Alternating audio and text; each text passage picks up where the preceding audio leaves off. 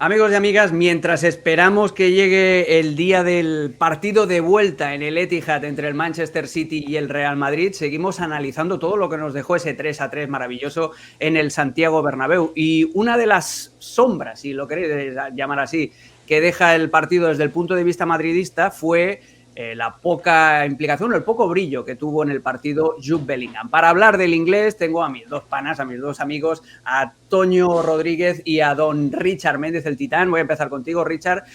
¿A qué se debe específicamente en el partido del otro día contra el Manchester City? Después ya hablaremos más globalmente de Jude Bellingham, pero específicamente en el partido contra el Manchester City, ¿por qué vimos tan poco a Jude Bellingham? Con el gusto de siempre, Alex, Toño. A ver, hay bajones típicos de temporada. Jude Bellingham creo que llegó a un pico muy alto y lo que más quizás nos asombraba a todos era que se logró mantener mucho rato en ese pico alto con el Real Madrid. Incluso decíamos cada semana, no, ya se va a caer en cuanto a ser el tipo que hace tantos goles, y venía haciendo goles y lo siguió haciendo.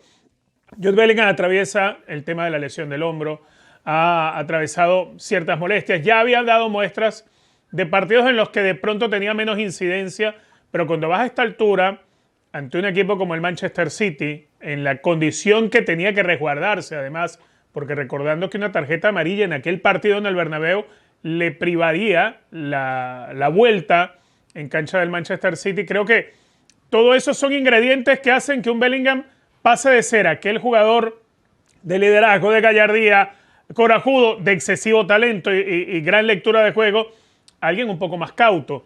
Y dentro de lo cauto también lo enjaulado que lo tuvo Pep Guardiola. Y además un Real Madrid que le costó identificar los espacios, le costó atacar los espacios a Jude Bellingham, pero creo que en eso también hay mérito de Pep Guardiola. Eso, obviamente, dentro de un tramo de temporada donde Jude Bellingham ya no es aquel que se mantuvo tantas semanas en lo alto de la cresta. Es más, creo que a raíz de aquel partido con Alemania ya se veía una versión diferente de Jude Bellingham, y parte de eso está en la impotencia también, cuando es un Bellingham que se atreve a exponerse, a reclamar de más a un arbitraje. Es decir, son varias cosas que vienen juntas. No creo que sea algo para preocuparse, porque por esta etapa pasan todos, ¿no? Y más en el caso de Bellingham, que es un tipo tan joven, creo que va a recuperar su lugar. Esto le pasó, recordemos, a jugadores como Wayne Rooney, por ejemplo. En uno de sus mejores momentos en el Manchester United tuvo una caída, pero no fue de varias semanas, fue de varios meses la que le tocó vivir a Wayne Rooney. Creo que en el caso de Jude Bellingham, lo mejor que puede encontrar Carlo Ancelotti para repotenciarlo es quizás variarle un poco la posición, quitarle un poco de peso, de obligaciones dentro de la cancha, porque el jugador se va cargando un poquitito de autoestima en la medida que las cosas le van saliendo mejor, o en la medida que tienes más participación en los partidos, o en la medida que te expones menos.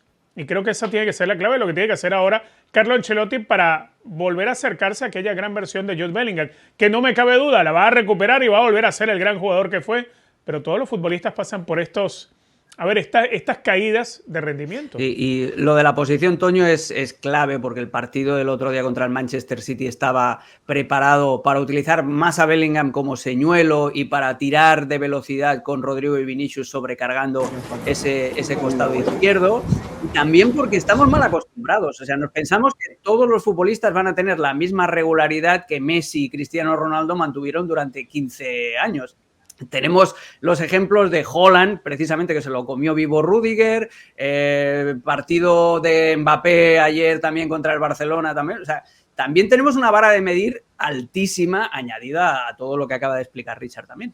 Sí, es una tendencia, lo está poniendo ahora, o lo puso por lo menos en este partido de falso 9, justo como para tratar de quitarle responsabilidad un poco, pero parte del ADN de Bellingham, lo que lo ha hecho tan bueno en su equipo anterior y por lo cual pagaron lo que pagaron para que llegara a Madrid, es que su ADN está bajar y participar en la recuperación. O sea, Bellingham es el que es, y a todos nos ha sorprendido tanto, porque además de tener tanto gol y tanta proyección hacia adelante, el tipo baja y colabora un mundo con el esquema del equipo, y lo sigue haciendo aún como falso 9. Lo vimos ahora en el partido contra el Manchester City, peleando, bajando, recuperando, desde el hecho que jugara los 90 minutos. Y yo creo que aquí tiene que ver con experiencia. Justamente es un jugador bien joven, pero fíjense en el partido de ayer y que están siendo, en el partido de esta semana, que están siendo En las últimas jornadas más determinantes, mucho más determinantes, Vinicius y Rodrigo ni siquiera terminan este partido de Champions contra el City.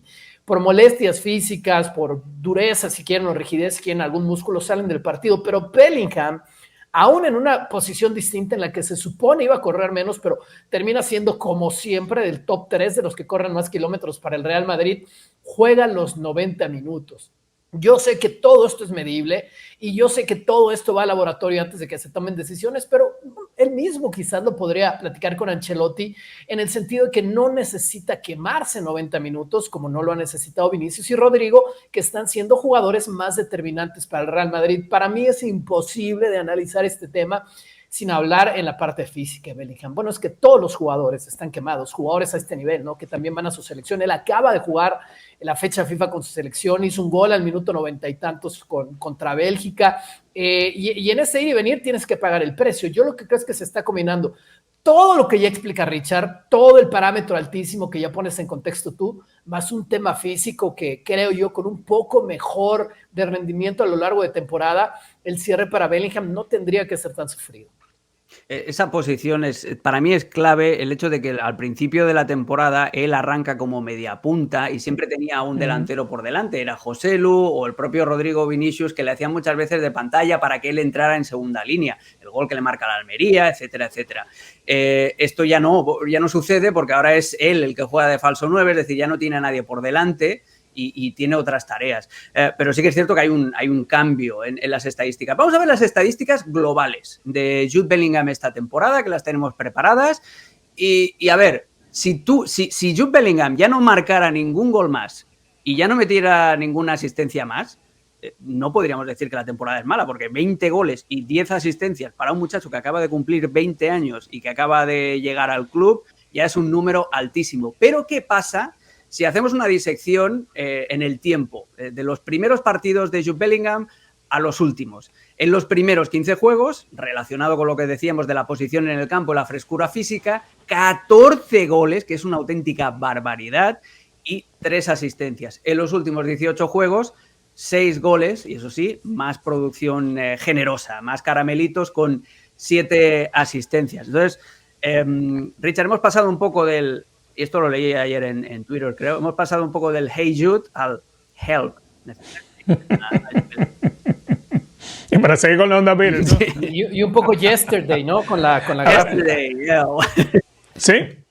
A ver, yo no sé si lo de Jude Bellingham tiene mucho que ver también ese cambio radical. No sé si coinciden las fechas con esas primeras 14 semanas con la lesión del hombro. Porque él jugó muchos partidos con el hombro lastimado. Y es una lesión que es sumamente incómoda porque es correr y es sentir el dolor en el hombro, en el saltar del cuerpo. El fútbol es un deporte en el que constantemente cuando vayas al choque vas a caer al suelo y eso te impacta y tienes que levantarte. Es algo muy incómodo.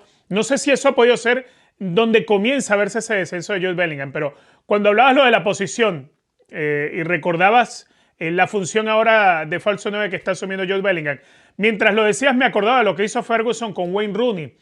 Wayne Rooney se encontraba en un bajón deportivo, no le hacía un gol al arco iris y decidió Ferguson colocarlo a jugar al lado del 5. Es verdad, haciendo veces de interior y apareciendo. Sí. Exactamente, y apareciendo pocas veces en el área, pero empezó a resultarle para el equipo. Ahora, hoy en día en el Real Madrid, uno imagina un Real Madrid que en ataque no participe Jude Bellingham de alguna manera, cuesta mucho. También desde el punto de vista de Jude Bellingham, partir desde la posición de interior le va a llevar obligatoriamente a querer ir siempre arriba, pero también volver a recuperación porque forma parte de su naturaleza, porque es como jugaba también en el Borussia Dortmund. Tiene que haber un convencimiento de parte del jugador de los nuevos roles que tiene que asumir para entonces salir de esta pesadilla que se podría decir, no tener cómo atinarla y bueno, pasar de la noche de un día agitado, para seguir con la onda Beatles, a tener mejores momentos, ¿no? Sí. It's been a hard night. Esa es la canción. También, Toño, también hay que poner un poco el foco en nosotros mismos porque nos enfocamos simplemente en las estadísticas. Es decir, si no produces goles y no produces asistencias, ya parece que no existes. Pero a mí me fascina el trabajo sin balón de Jude Bellingham, no solamente cuando el Real Madrid está defendiendo.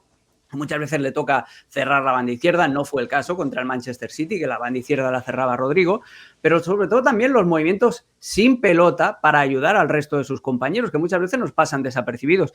Contra el Athletic Club, en el gol de Rodrigo, vemos un movimiento sin pelota de Bellingham atacando al espacio para limpiarle ese camino a Rodrigo, la misma maniobra que hizo en los 2 goles que marcó Rodrigo en la cancha del Cádiz. Es decir, que a veces también tenemos que aprender a leer el fútbol más allá de las hojas de Excel. Claro, esto es como los bienes raíces, todos son metros cuadrados y en Champions, en eliminación directa no hay, ¿no? Y mucho menos en las zonas más caras de la cancha que son las áreas.